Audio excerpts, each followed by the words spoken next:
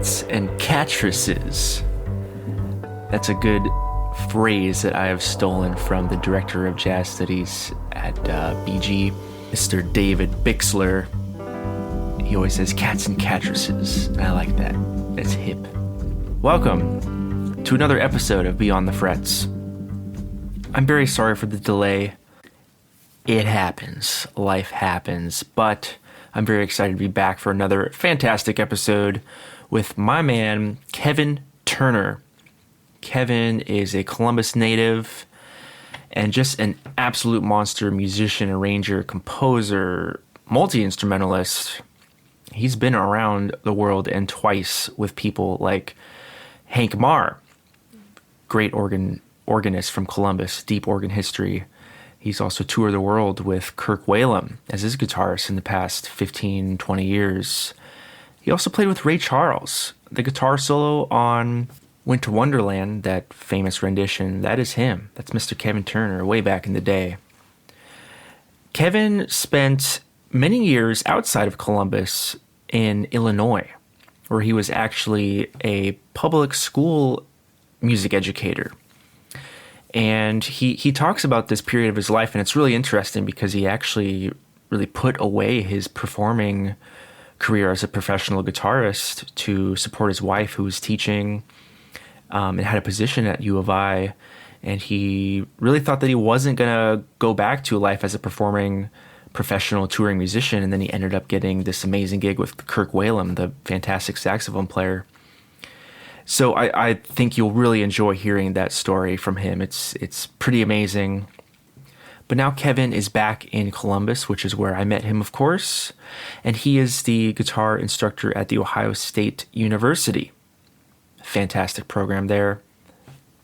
I asked him a lot about his experiences just growing up and playing night after night after night in so many different amazing scenarios in Ohio and the Midwest region. He got to play clubs and lounges and hotels and festivals and just really ran the gamut of everything that was possible back then for a young up-and-coming jazz musician, and one that was being mentored and fostered by older cats, the older generation, you know, showing him tunes on the bandstand. You know, you're not reading the real book back then. So those experiences are just so fantastic to hear from, and I kind of just I wanted to get a good sense of how he thinks about the music and where it's going now, and how the opportunities are just different for people my age. So I really hope you enjoy this conversation. We nerd out a little bit on some specific guitar and harmonic and musical jazz idiom things, which is pretty much always going to happen when you put two jazz guitarists on Zoom, right? So little housekeeping things. Thank you for supporting the podcast. I really do appreciate it. And I do apologize for the delay in this episode. I really hope to stick with the 2-week schedule, but you know, sometimes I have to prioritize other things. But don't worry, I'm still recording even more interviews to be released in the future. So this will absolutely keep going no matter what. I want to thank the Mid-American Center for Contemporary Music for their support, and also Silverheart Productions for their support. I would also like to thank my audio engineer, Chase Potter, for helping me out and making everything sound as fantastic as it does in your ear holes right in this moment. So I think that's about it. A little bit of a short one for an intro today. I just wanted to get right into it. I hope you enjoy this episode of Beyond the Frets with Mr. Kevin Turner. If you want to learn the secrets of the musical multiverse, sit down, grab an axe, and get abducted. This is Beyond the Frets.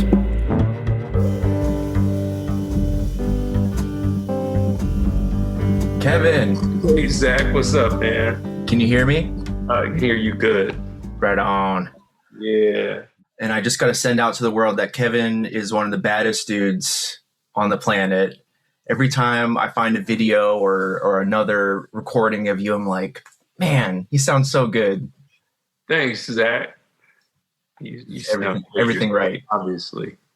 You know, when I rarely go out, you know, to listen to music, especially here recently. But Sure. But, because teaching music, you're always hearing ensembles, and then you're playing a lot, So when you have downtime, you're like, man, I got to shed this, or I got to learn these tunes, Totally. But, I came out to hear you. I know. And I appreciated that. Because I mean, Heat on me. Good, man. I really appreciate, your approach and how you're doing things. It was inspiring. Thank you, man. Appreciate that. Yeah. Man, so how are you? I mean, how's school right now? Everything's great, man. I mean, considering. Yeah. I always like to look at it that way, given the fact that, all the stuff we're going through, in this country and across the world, but especially around here, it's good. Like guys are gigging. People are still gigging around here in Columbus. Yeah. I just played a gig last night. Really? Where at? At Natalie's. Oh, cool. It was a last minute sub thing. They were doing a tribute to Sonny Sharrock. James Gators called me to take his place. Okay. And of course I had to dig, through some Sonny Sharrock, and I'm listening to his sound and his tone, and I didn't get a chance to really dial it in because I was trying to learn the tunes, but he's got that retro fuzz tone thing happening. Yeah. He's I really haven't dug into him. I've heard him a little bit and I was like, wow, this is different, but it's been a long time. Right. Well, I had to really, when you got to play stuff, you're forced to appreciate it. Absolutely. When you're on the gig, because you got to make it, convincing. And you probably done some of those tribute gigs, haven't you? Totally.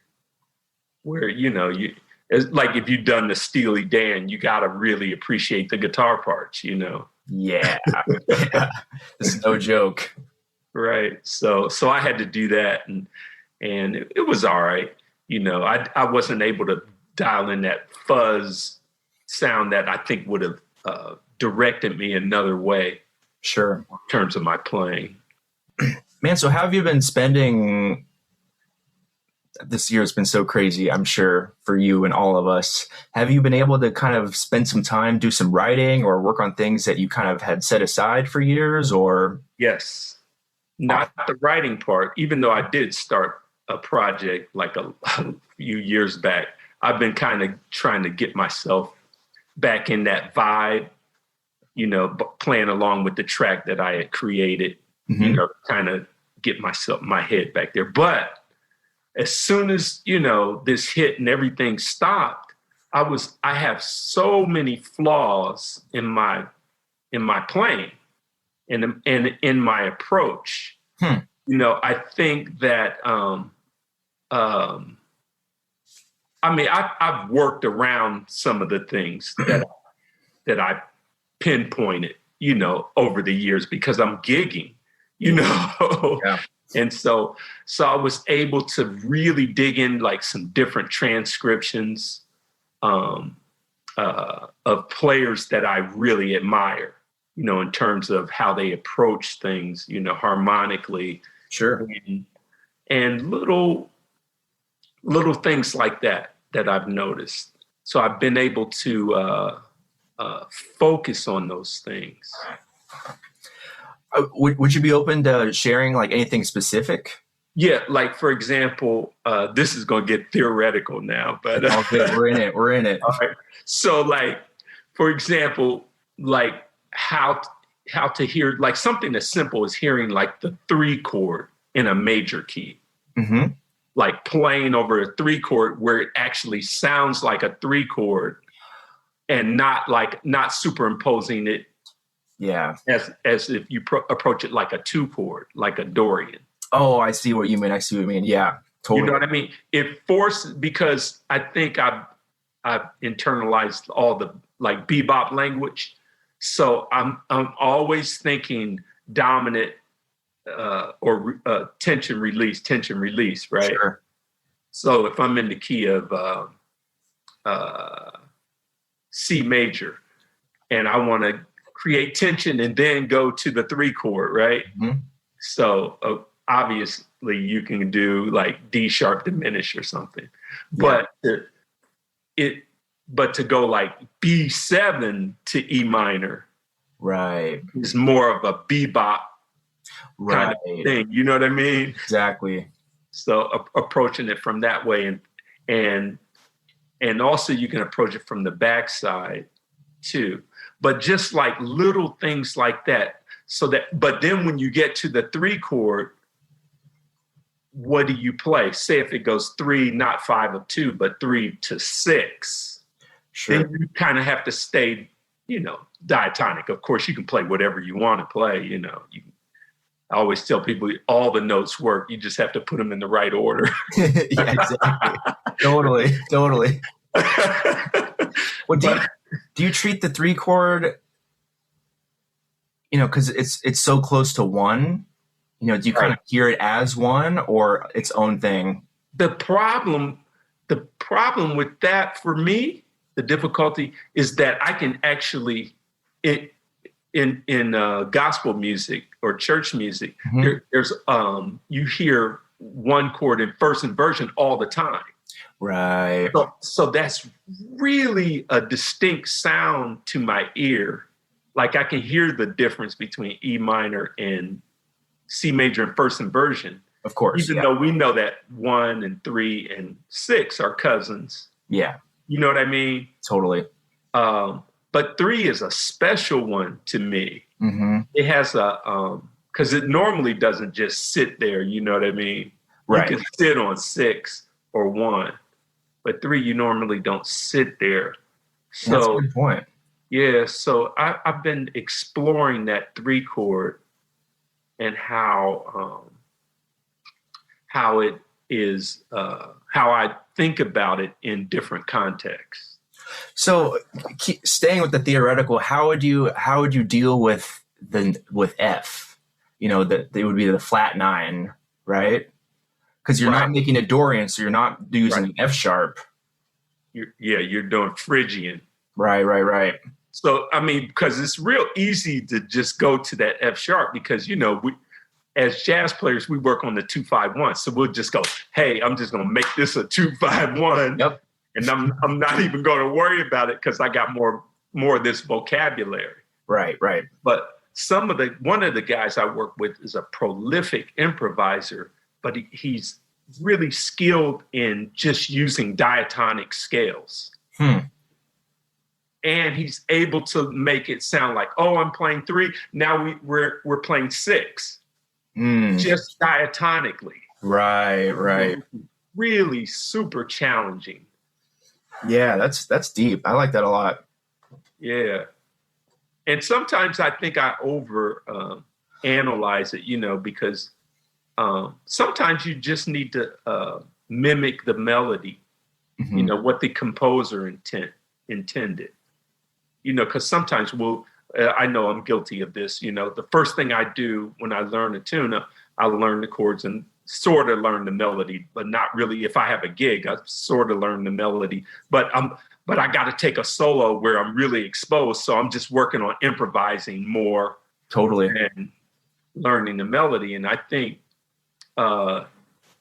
it should be, when I'm in my right mind, you should really just sink yourself into just learning the melody. Yeah. And the chords, There's Ed Bickert. Yeah. I don't know him, but yeah, of him. There's this great anecdote. Someone was saying he knew like a million tunes. He knew like all the tunes, but he was at this gig. He lived in Canada, and the saxophone player called a tune that he didn't know, and he was like, "Okay, yeah, we'll try." And the sax player writes down the chords for him, and they play the tune. And he turns to Ed for a solo, and he's like, "No, I'm all right." And at the end of the tune, he was like, "Ed, why didn't you play?" And he was like, "Oh, I never blow over something I don't know the melody to." I was like, I like that. Oh, I do that all the time. Right. Man. Right. Yeah, but I mean, because we got our canned stuff. Right. We got our stuff. And that's another thing, in jazz, there's a common language, right? Of course, that we all study and play. But sometimes you hear players playing, and I'm guilty of this, playing the same thing on everything. Mm-hmm. You know what I mean? Like I got a couple, like 2 or 3 cool licks that I have to like put in there, so somebody go, whoa. Yeah. You know what I mean? When when I tell you what, I got a really good saxophone player I was playing with. We were playing this ballad, and I told myself, okay, I'm just gonna play what I hear. Sometimes I have to make myself just say, I'm just gonna play what I hear. And when I only played one course, and when we got done, he said, man, that was the best solo. He said, man, I was playing all this other stuff, and here you come, just playing really simply, and it was just, and that encouraged. I mean, we all know that, and we're aware of it. Of course.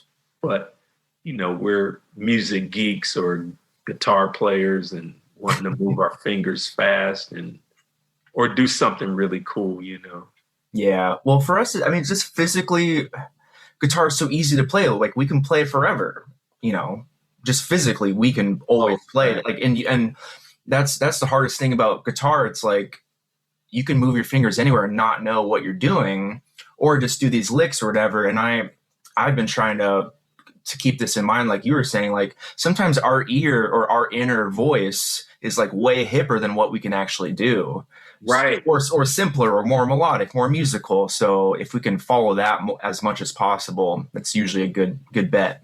Right. Another one of my favorite players in town is Derek DeCenzo. Derek is like totally anti-technical. Yes. He's able to pull things off. Sure. But you can tell, I mean, he'll take one finger on one string. Oh, I know. And play a melody that you go, wow. I mean, he hardly ever plays licks. Mm-hmm. You can tell. I mean, it's exactly what he hears in his head, and he's just doing it. It's just totally off the cuff, and it's so musical, and all the language is there, and yeah, he's so great. I mean, that's a cat I looked up to, and you too, though. I mean, I was doing my due diligence and listening to a bunch of you this week, and like every time I heard you, was like, you just have this amazing innate sense of space and just phrasing and musicality. And I actually kind of wanted to talk about that because I know you had really early experiences playing with Hank Marr when you were like 16. And I wonder, about that type of mentorship and where you kind of learned to, know that it was okay to take your time. Right. Those, because they were much older than me. And so like my very first gig with Hank, Rusty Bryant was playing sax. Jeanette Williams was singing. And then they had another sax player named PC. And I think Bobby Austin was playing trumpet. Billy Brown was on drums. It was like all the cats, right? And I remember the first tune they played was April in Paris. Okay. That's up in the front of the fake book, so we've all looked at that, but not really studied it because it starts on the half diminished. And so, once you start digging into it, you go, oh, it's a little more complicated than it appeared. Yeah. So I remember playing the first tune and everybody taking like prolific solos, not just like playing licks and stuff. Everybody like had something special to say. Yeah. And I remember it was my turn and I just struggled. Mm-hmm. I was like, oh my goodness, this tune is like really hard to play. So, I mean, it looks simple, but to sound like them, and so from that day on, of course, I used to listen to a lot of tasteful players, but from that day on, I always wanted to sound mature like them because they would play their course and people would clap and I would be listening while they're playing thinking, oh man, that was so dope. That was, oh man, dude. Oh man, he held that note like for 2 measures. like through all those changes, like that one note, Right. and things like that, and it made me start listening like that, and it made me Mhm. start really contemplating what I played, almost to the point that that I almost excluded the blues from my playing sometimes. I think rhythmically I acknowledge it, but I think because I was so in search of like the center of the chord progression, as a phrase, like instead of thinking of each chord, like what's this 4 bars? What is that saying? Totally. Yep. So it made me really sensitive to like tunes and chord progressions and just really digging in and trying to find the meat. One of the things that when I think about cats that have above me that I look up to, one of the things I envy is just you had the opportunity to play 6 nights a week with these guys and play just tune after tune, and you were on that level. You just had to be there because just the sheer volume of what was happening. You had to keep your gig. You were playing with all these people, and I definitely envy that. Like I was listening to that when you guys were talking about Hank Marr with Compton a few months back. Yeah. And I was just like, man, I would kill to play like 6 nights with an organ trio and just like get my butt kicked. Like, whew. Right. And the thing back then, the gigs lasted long. So they had B3s that sat in the club. Of course, they had the Blue Velvet, but they had it at almost every club, had a B3. That is wild. Yeah. It's crazy, and those guys. There were like tons of organ players, and Tony Monaco was one of them. Totally, because he was 1 year ahead of me, but gigging. He was like gigging and singing. He was with Rusty. We played at the Anchor Inn on the weekends, and Tony was downstairs and Hank was upstairs, but Tony was downstairs with Rusty. Wow. Yeah. Yeah, man, Columbus is so deep. I mean, I was listening to some Rusty like a couple weeks ago. I was like, this is like the dirtiest, swingingest thing I've ever heard. It's crazy and melodic too. Oh yeah, like totally. It was soulful and melodic. Totally, and a very specific language. You know what I mean? Yeah. It's another thing, but Hank was so musical. He treated the organ like an orchestra. Mm-hmm. So, I mean, he was so he told me that he learned all the standards in all 12 keys. I believe it. And he went through the whole fake book, like in alphabetical order.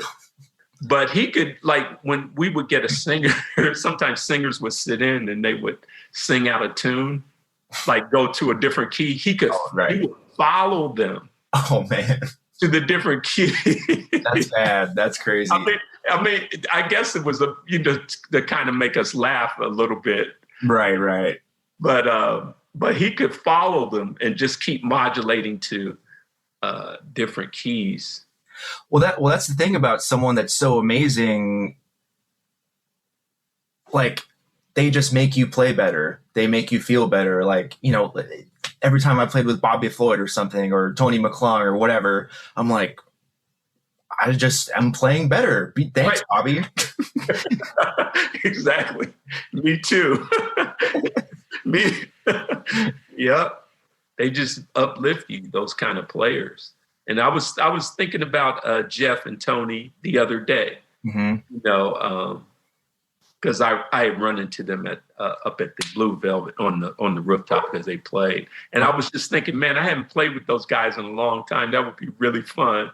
And I didn't get to catch you playing with them. Are you still gigging with them?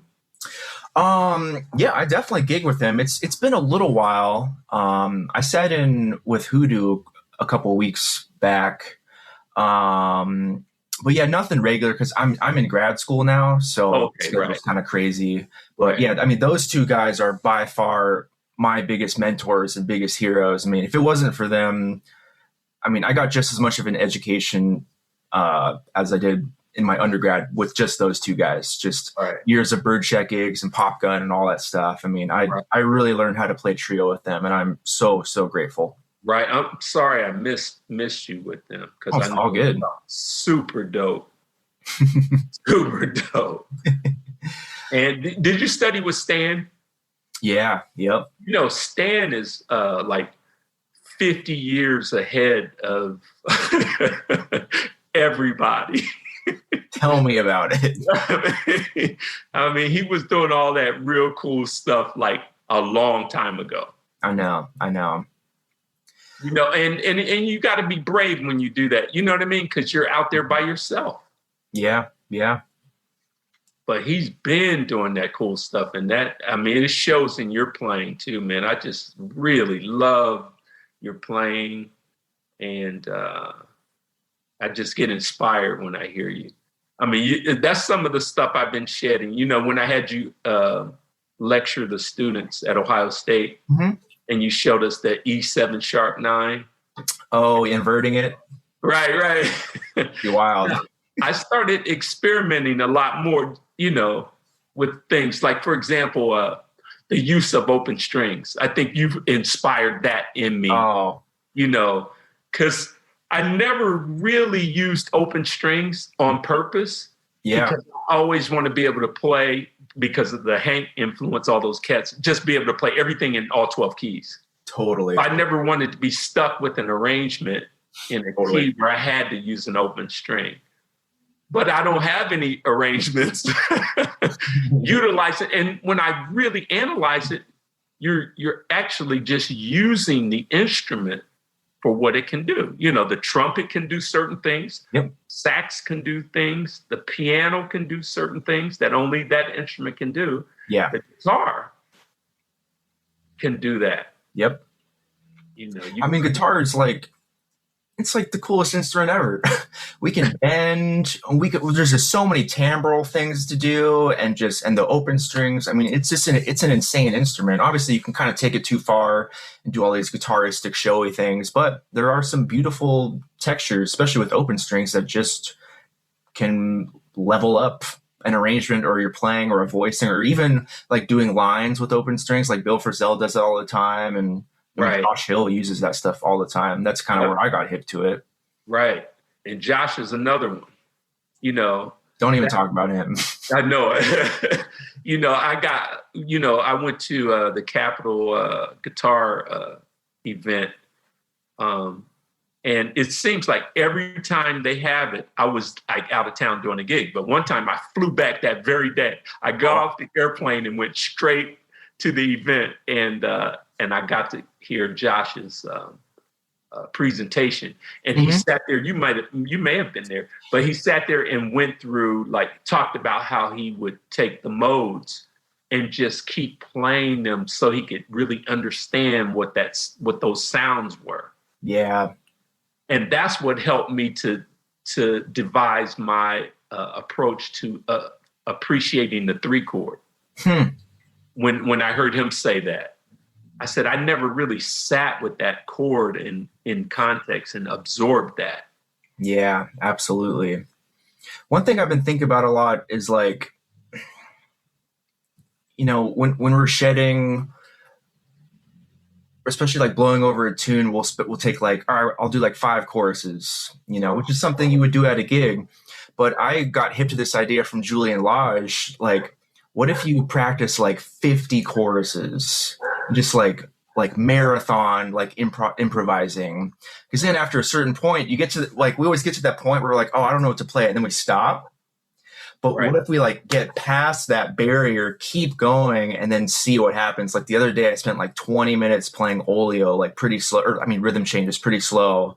And like after like the 15th chorus, I like felt so dark. I hated everything. But then a couple choruses after, I was doing these like weird things I had never thought of. And then I stopped, and then I started working on that little thing that I had never done before. Right. That's great. I'm surprised I hadn't run into that because I take YouTube lessons every day. Yeah, totally. Man, I think I get about $1,000 worth of lessons. Absolutely. Every day. And Julian is one of the guys I check out. Him and I've been checking out Mike Moreno too.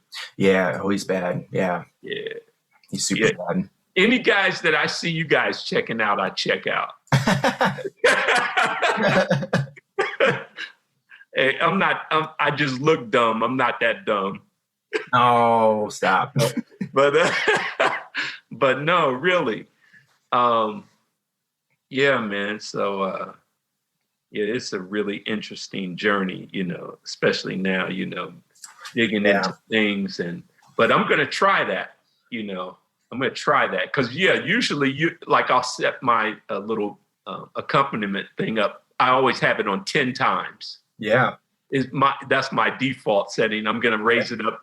I might not go up to 50.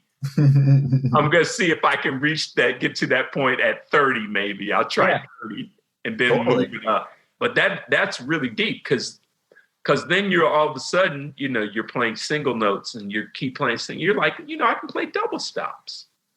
Right. Yeah, exactly. That's the stuff because you get bored with yourself because all right, every turn onto the floor, I keep doing the same lick. Like, man, what am I going to do? And then in the moment, you're just like, all right, what if I do the opposite or just do something weird? There's no pressure. You're just alone. Right. So that's the strangest thing about practicing. It's like, oh man, you tense up if you mess up, you feel bad. I'm like, I'm just sitting in a room with a guitar in my lap. Right. What's the big deal? Right. It's funny because, I've been watching Monk videos and he seems to have that same idea, big deal. Totally. Like the saxophone player, what's his name? Charlie Rouse. He goes, hey, what you play over this? He goes, they all work. All the notes work. That's the way I took it, Right. His philosophy. But yeah, he's not uptight about it. And let's face it, some of the stuff Monk plays is in that context, in the Western music context, you're like, what the heck? Exactly. But he's like, that's my music, and I know for sure because I've been checking out a lot of videos that they said what's his name?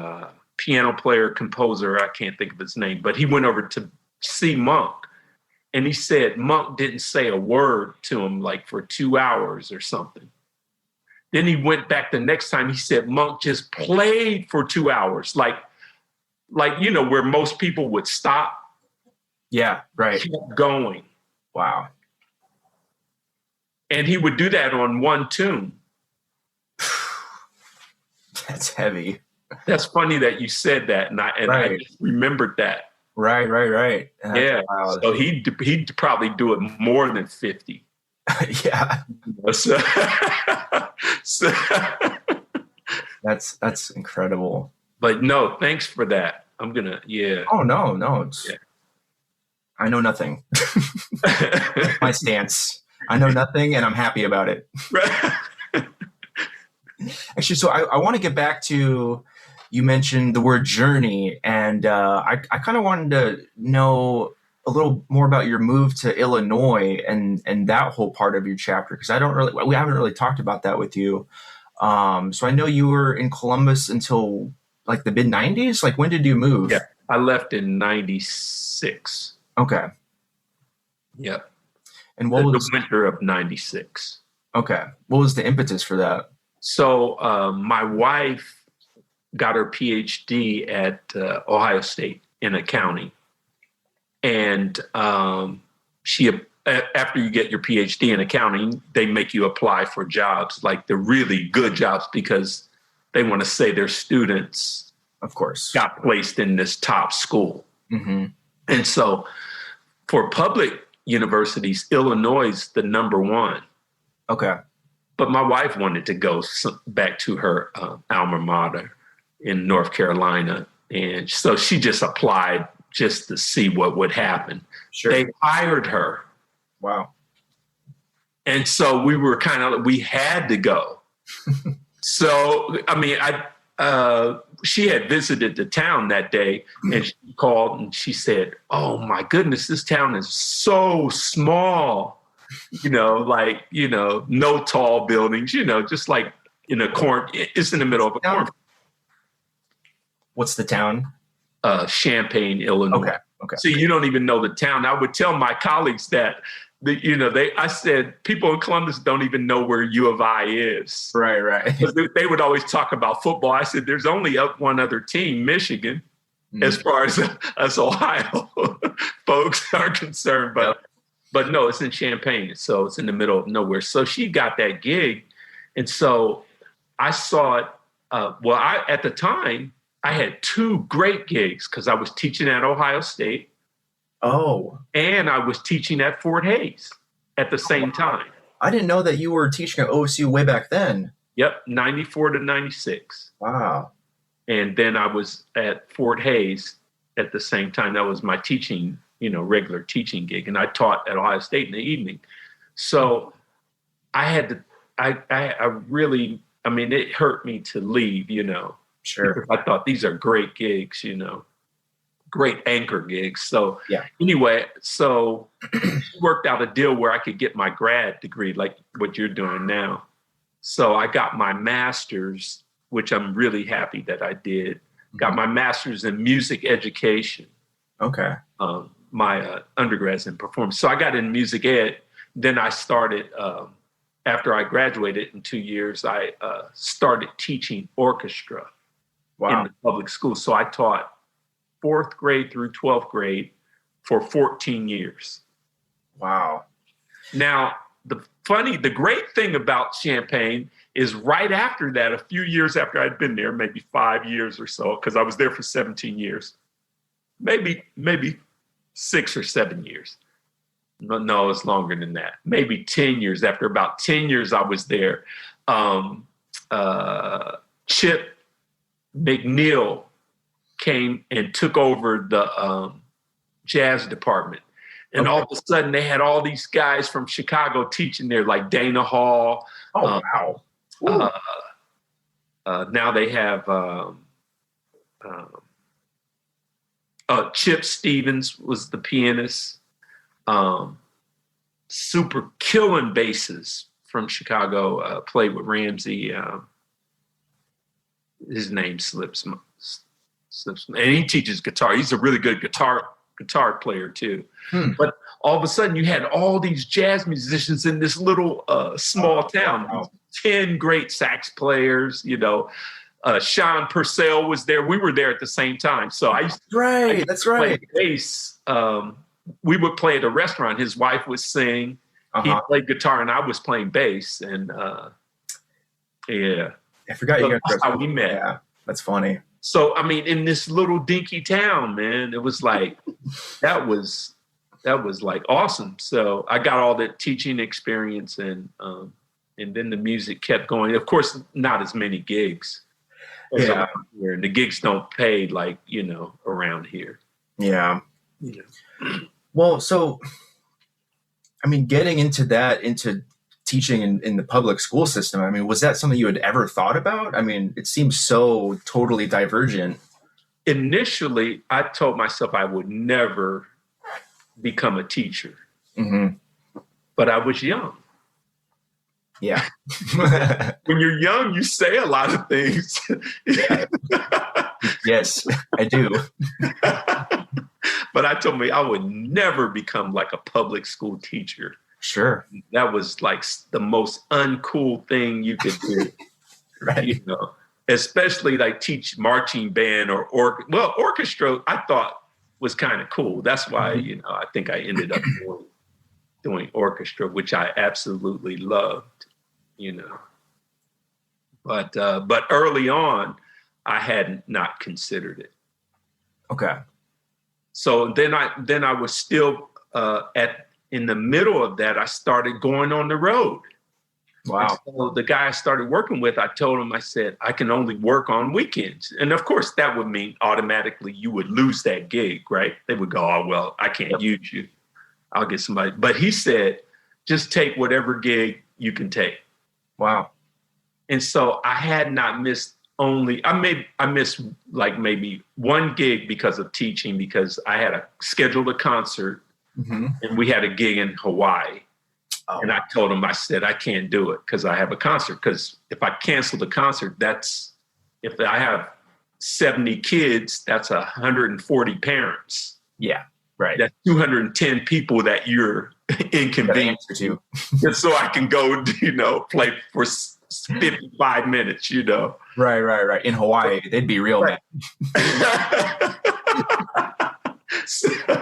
So I'd end up, over a period of 15 years, I only missed a few gigs because of teaching. But I was doing both at the same time. But of course, in the summer, I never had to worry about a check or anything. I could go wherever I want, for 3 months. Was that with Kirk? Yeah. Okay. So how did you land that gig? Well, it was funny because at the church we attended, we had like a gala every year to raise funds for a substance abuse ministry that we had, where the patients would stay for a year and I forget what in-house, substance abuse. So we had to raise money for that. So we would have a guest speaker, like I think, let me see, I can't even think of some of the speakers, but really big names, like one of the co-owners of BET spoke. Oh, wow. And so we had to have entertainment. Sure. But we had to have, because it's church, so we had to have Christian entertainment, but we wanted it to be jazz too. And so we thought, oh, well, Kirk, he's like an ordained minister. So okay, we could have him play. So she called, I got his number from a friend. She called him. He gave her the price and we couldn't afford the price, right? And then he said, well, I do a duo with a pianist, this great pianist named John Stoddard. And so that was affordable. So we had them come. So I was the driver. My wife, she was over the whole, event. So I was assigned as the driver. So I would pick up ministers and everybody. So I picked Kirk up at the airport. We only have at the time, one nice hotel. So we got to that hotel and the room wasn't ready. And they didn't even have a lobby or anything. And so, no. And so I was kind of embarrassed. He said, oh, no problem. He's really super nice, the nicest guy on planet Earth. So he goes, no problem. Can you take me to a place where I can practice?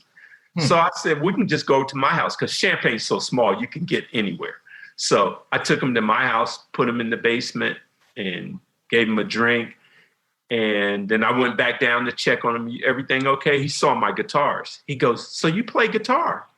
I said, yeah, I play. He said, let's practice together. Wow. So he goes, I've been working on this tune, Inner Urge. Wow. Right? So I'd never worked on the melody to Inner Urge, right? Wow. So he puts the music up and, Inner Urge is not a sight reading tune for guitar. Right? A group of 13 notes with, the bracket over it. You're like, huh? What are these black dots? So I took my guitar out and then he turned his head and I said, blew all the dust off the strings. And then I reviewed the beginner guitar book oh, this is high E, this is low E, because I had been teaching, Wow. Primarily, I hadn't been playing a lot. So okay. So he turns on the Jamie Aebersold thing. Yeah. We're playing along, and he plays it really slow, the melody, and I struggled with the melody. I didn't get it, because of fingerings and all, the things that go along with Inner Urge. And so I was thinking, oh man, I can't. Let's just improvise. I'm thinking that in my head, so I can redeem myself. Right. So we started improvising. And then when we got done, he goes, why don't I know you? He said, man, this is so serendipitous. He said, I should know you. Wow. So he just kept. We talked for about a month after that, and then he asked me if I wanted to be in the band. Wow. And that's when I told him. I said I can only do weekends. Sure. So he was like, "Man, take whatever gigs you want to take." Man, it's so funny. I mean, I'm sure when you moved out there and started teaching in public school system, you never would have thought. Did you ever think you would be on the road to? Oh no, my career was over. You thought your career was over? Oh yeah, it was. Yeah, I thought my performance career was over pretty much. Wow. I thought I'd never, have a chance to do anything like what I'm doing, or what I have done. Yeah, that is incredible. That's a really cool story. Yeah, it really is. I love telling people that because it's just really, really, that doesn't happen. No.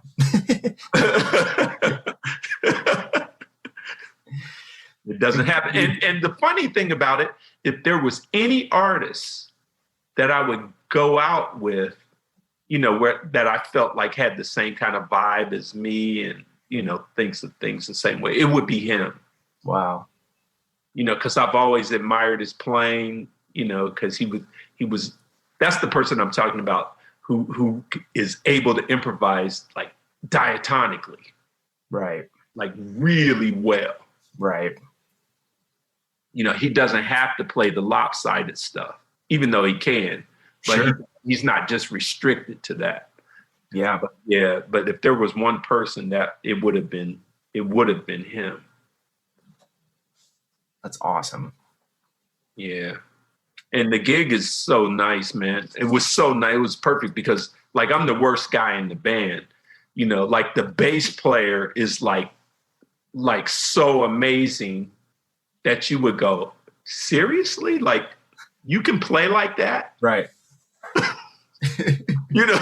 And the drummer is amazing. He has perfect pitch. Like sometimes like Kirk will start a tune and he'll go, wrong key. Like the drummer. Wow. Or we're working on a tune, he'll go, no, that's the wrong key. Wow. Everybody in the band is like that, except for me. Oh. so I mean, it's like, man, it's crazy. Yeah. Well, I was talking to, do you know Barry Green? I don't know him, but I know of him. Of him, yeah. I did an interview with him yesterday morning, and we were talking about that. Like, it's kind of like the best when you're the worst on the bandstand. It is. I mean, at least when you're coming up, at least and trying to cut your teeth. Like, you don't want to be the best person in the room. You don't. Even though it might be scary, and you might, be really sad or dark afterwards. But those are the moments where you're like, all right, here we go. Yep. Because every time those guys take solos, it's like incredible. It's almost like I'm watching them. You know what I mean? I'm not a part of the band. Because we do like giant steps, obviously, Inner Urge. We do, a couple, but we do commercial stuff too, but it doesn't even matter. Yeah. One time we were doing, we were just shitting on giant steps before we added it. And the drummer was like, let's do it in 7. And so Kirk writes it on the set list for that night. Oh, no. When they decided. Yikes. I'm like, I don't know. I got to take 2 notes out of, through this measure. I got to take 2 eighth notes out. I knew I had the math together. Right. I can count 7. I only have 6 eighth notes in this bar. Right. And that's a bad place to be if you're improvising. Yeah, seriously. If you're in the math stage of it. Right. Oh, yeah, exactly. Right? Well, it's funny you talk about that because I was just watching the 4th Floor Live video again that you guys did in February. Uh-huh. And you played giant steps in like kind of like that slow bossa style. And it was just like you took a solo and it was so melodic, Kevin. It was so killing. It was like the changes you were making the changes, but it's like it didn't matter that it was giant steps and Coltrane. You were just like put it in this whole nother place of like super soulful. It was so killing. Yeah, man. That I try to. That's probably a problem too. When you first get charts, if you're like that kind of a player where you have to dig in it and find the meat of the chords. Because when you first start playing, a tune, you're not there yet if it's unfamiliar territory. Like if I'm playing, like when our faculty combo, Sean likes to pick Alan Holdsworth tunes and tunes that I'm not familiar with, and I'm like, oh, you have to know the melodic minor in all 12 keys. Mm-hmm. not I know. And you have to learn it on starting on the 6th string and the 5th string. And right. Wow. So I think that's I probably gravitate to that, to that approach. Trying to make something. I'm always trying to make something complicated, simplify, because the guys I listen to, they make it sound simple. Like John Scofield makes stuff sound really simple. Yeah, totally. I mean, not that it's simple, but it's really complex. But he has a way of making. I mean, with tunes, he sounds like John Scofield on everything. Mm-hmm. Like he has a preference, an approach. Yeah. I mean, you hear him on, super swinging bop stuff. You hear him on jam band stuff. You hear him on funk. I mean, everything. And it's just like nothing. It changes. It's all him. He plays what he wants to. I think that's a very hard thing to like teach or like figure out, like how to just be yourself, especially in any scenario. A guy like that plays in so many different scenarios. He obviously like serves the music and the vibe and the style, but at the end of the day, it's John from note one. Right. Like, did you seen the clip of him with Pat Martino? They played Sonny. Sonny, yeah. And I love how John, he was just John. He played John. Exactly. And you can't even compare the two. It's not like one guy was better than the other. No. It's not even that, And so I, honestly, because I wanted to gig a lot, I used to spend a lot of time trying to sound like a whole bunch of different players. Mm-hmm. And of course, I never was able to achieve that. Yeah. So like, that's one thing I really like about you and Josh and Derek. You guys, well, Derek's not as young as you guys. I was going to say Derek's young, but he's younger than me. But I'm going to say Derek's old now. Okay. We'll call him up and we'll have you say that again to his face. Right. But you and Josh, you guys are starting out early finding your voice. Well, I don't know about me, but I mean, I feel like I'm in the boat that you just said. I'm just trying to like listen to people and like figure out what I like. But I think I personally am coming to that point where I understand that there's just no way I can sound like a certain player or a certain thing. And I am recognizing the things that I like about my own playing. I think that was something that I've struggled with up until recently. Like I just didn't like my own playing like whatsoever.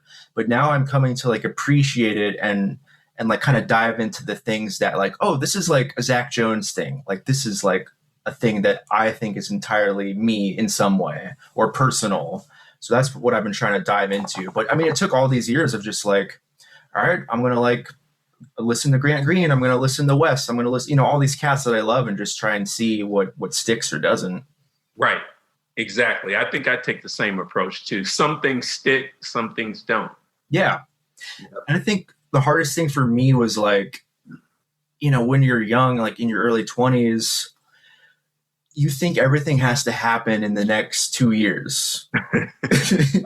Right. Now I'm only 27, but I feel like I understand that like I'm okay with where I'm at because I know it's going to be a lifelong journey. Like I'm totally content. Like I'm obviously working my butt off and trying to get better, but I realize that if what I'm shedding doesn't come out for another 3 years, I'm cool with that. Right. Yep. You got to be cool with that. You got to be cool with that. Yeah. Yeah. You got to have faith in that. I think just from me having, since COVID, having shedded on certain things, like I noticed I kept focusing on one thing because sometimes I'll learn something and I'll stop. Mm-hmm. And it's not really incorporated into my vocabulary yet. But things that I really love, or things that you really love, you shouldn't stop. So I kept on hammering this one thing, this like approach, like a different kind of an outside approach, right? Mm-hmm. That I couldn't hear. So I kept making myself do it. And then all of a sudden it's starting to become a part of, I'm starting to hear it. Yeah, right. There was this sax player from Chicago. A lot of guys would come from Chicago and play in Champaign. He played like really out. Mm-hmm. And I remember when I got done, but it was so convincing. When I got done, I go, man, how do you play like that? Like he said, you got to really mean what you're playing. I mean, we know this stuff. Well, still, I mean, just having a strong intent, like that's, a million people can tell you to do that, but it's hard. It's super hard. You just have to know it. You have to it is fact to you. What you're playing, each note is a fact. And it's like, you have to think of it as like, this next note is the only possible note that could ever happen for me right now. Right. Yeah.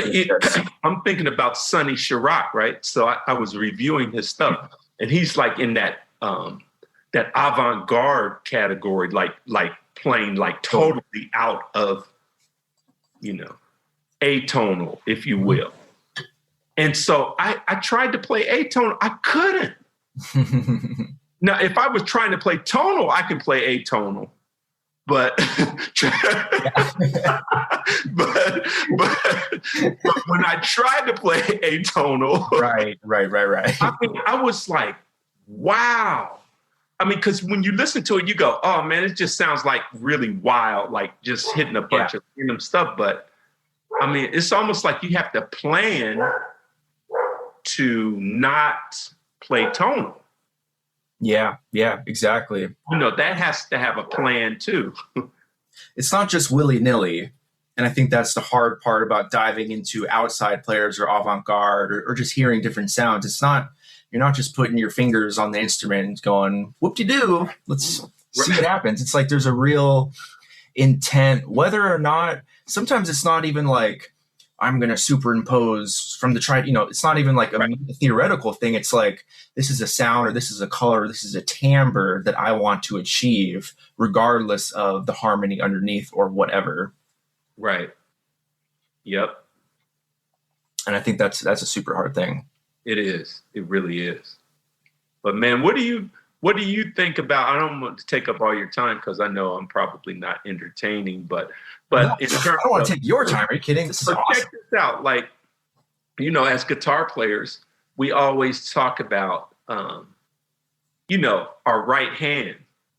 Yeah. It has everything to do with everything because are we going to play legato? Are we going to articulate every note? Are we going to economy pick? Mm-hmm. Are we going to, and I'm sort of like a bag of all of it.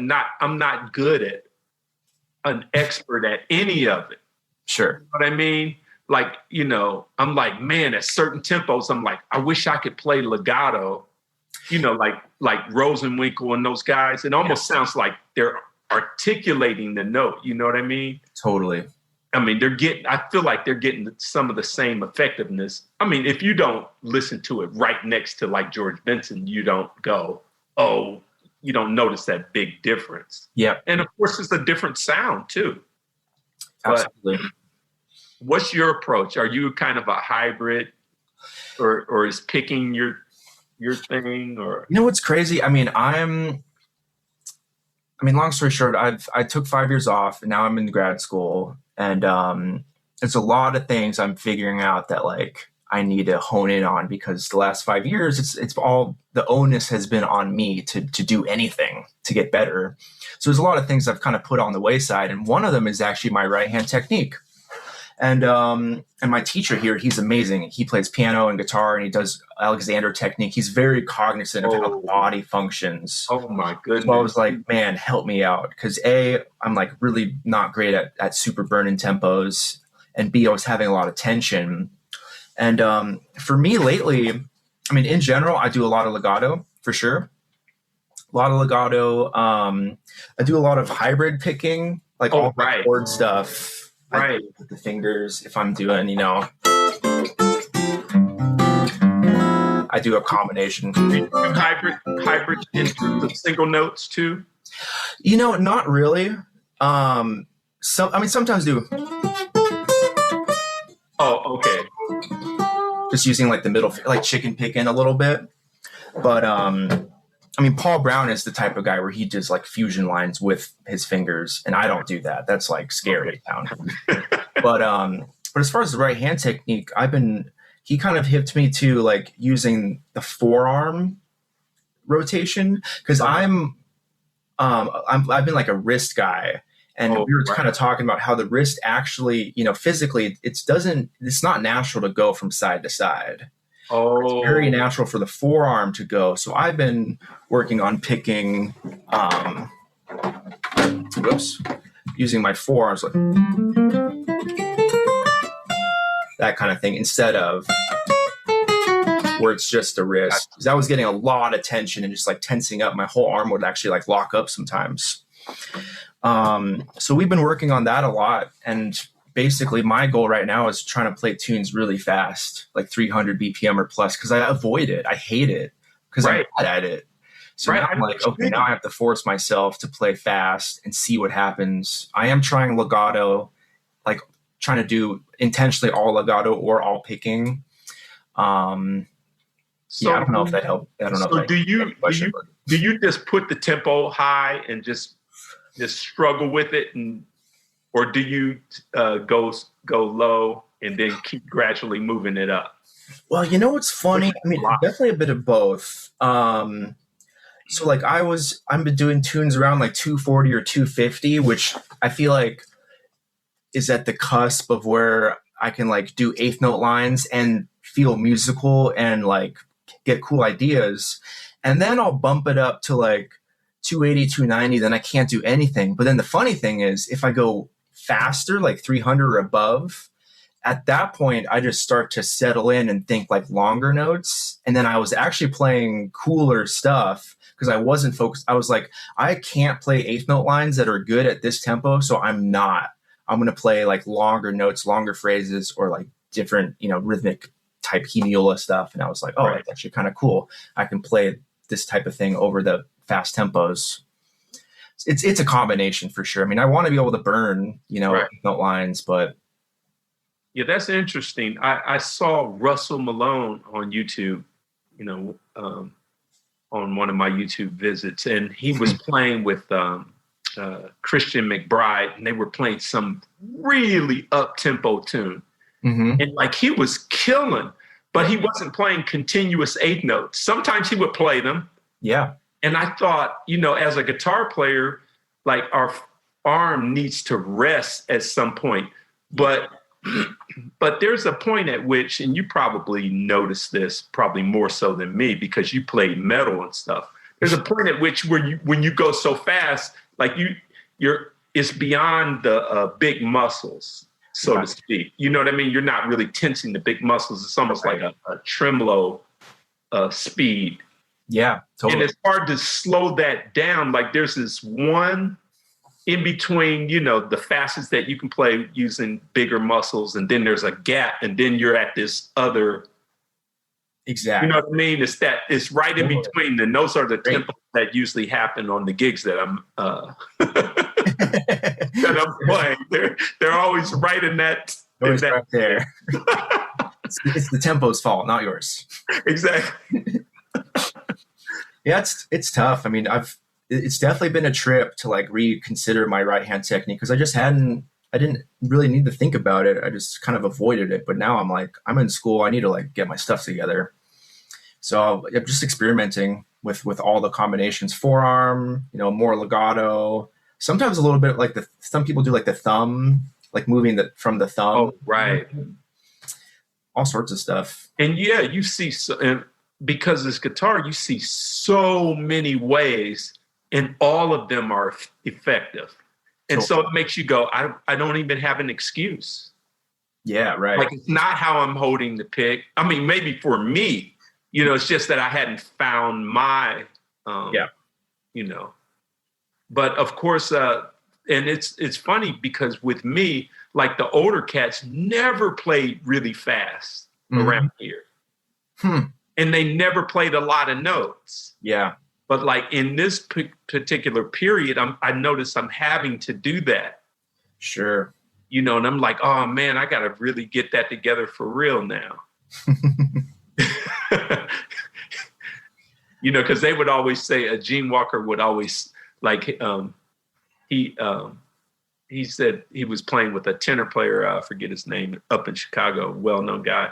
He goes, he was sick at the time and I was visiting him. He goes, hey, Kevin, look at this tape. He said, this guy is good. I even tested him on a slow blues. Like it's not like, oh, he could play 26-2 real fast. It was like he could play a slow blues. And so that was the philosophy that I had come up under. Like I remember Rusty Brown was playing a gig with him. And I started soloing because, I like Pat Martino and all that kind of stuff, And I was soloing and he turned around, he goes, too many notes. Wow. That's heavy. Maybe there's something, my friends and I, we always joke, if you're at like, that's man tempo. Right. That's big boy stuff right there. Like you can't get away with anything at that tempo. Yeah, no. You have to put it right where it is. There's like so much more intention at that type of tempo than, and especially, for so many reasons. Because we're playing like 330 BPM. It's like no one's listening. You're just like trying to keep it together. Right. Right. Yeah, man. So. Yeah. Well, the last thing I wanted to ask, and I appreciate you doing this. This was super, super awesome.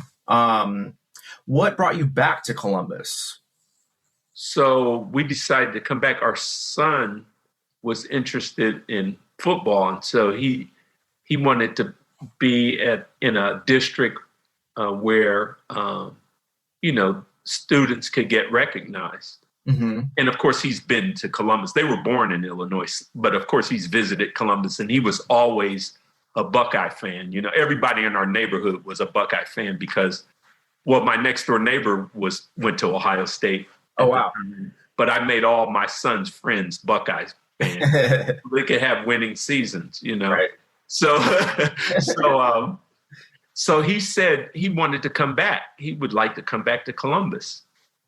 And so we just kind of just up and left. My wife called Ohio State, said, hey, you have any jobs? Wow. And we just kind of just picked up and left and got here, and our house wasn't even sold. Wow. Like for 6 months or something. Oh my gosh. And we just made it work. You know what I mean? Sure. So we just decided to come back. I think my wife was tired of the small town and, mm-hmm. The lack of opportunities. Sure. Yeah. Yeah. Well, that's awesome. Columbus is very grateful to have you back. And, well, I'm glad to be back. And it was kind of weird because I was gone for 17 years. And I remember going out to jazz clubs and people looking at me like, who is this guy? And I'm thinking, like, this is who are you? Who are you?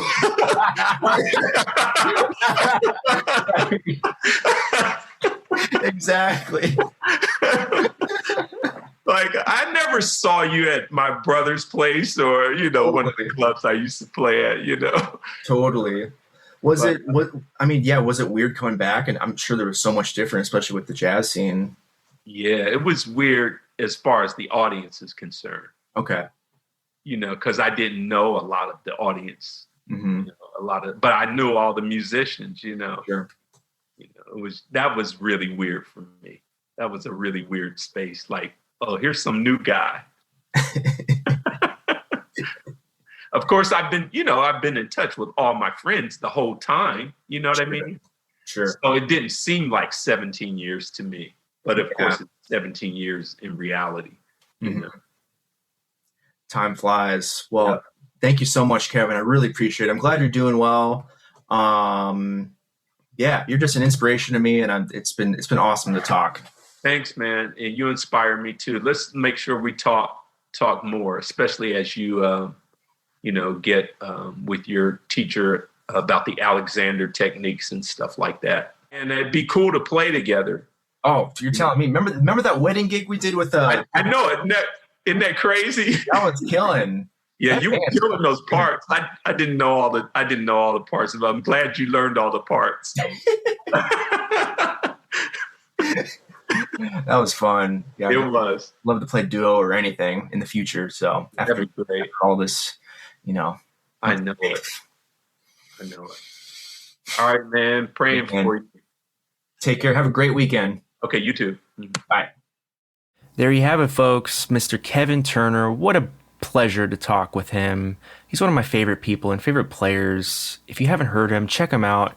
He has a great record from a few years back called Hymn, H-I-M, but he plays a lot of hymns on it, H-Y-M-N, and with some really cool arrangements and fantastic playing. Honestly, I would direct you to a recent performance of his. I booked him for a series that I was running at the Jazz Arts Group in Columbus called The Fourth Floor Live, and he played last February 2020. And the whole video's up on Facebook. If you just type in Kevin Turner Fourth Floor on Google, it'll be the first thing. And if you need help finding it, just let me know, because it really showcases his playing and breadth and range as a musician and band leader and composer, arranger, all of that good stuff. I really appreciate you checking out the podcast. And please rate, subscribe, like, review, do whatever you need to get the word out. We want to get as many people listening to this as possible, because I think these conversations are worth putting out there, or unless I wouldn't do it. And it's not anything about getting myself out there. This is a selfish project only in that I get to geek out with some of my favorite people. But beyond that, I think everyone just brings to the table a level of honesty and candor that is really refreshing, honestly. And in an age where we're so used to, 30-second clips, just snippets of media, scrolling past things, or information just being blasted at our face and ears and eyes, every second. It's nice to sit down and have these discussions and, really get deep into someone's pathos, if you will. So without further ado, I will see you next time. My next guest will be the fantastic guitarist Sean Purcell. He is the guitarist for the Navy Commodores, previously with the Airmen of Note. He's also the jazz guitar professor at George Mason University. Super killing player, one of my favorite people. And I think you're going to really enjoy that episode coming in a few short weeks. Until then, enjoy some warmer weather, hopefully. Tomorrow it's going to be 70 in Ohio, and that makes me real super duper happy. All right, y'all. Take care.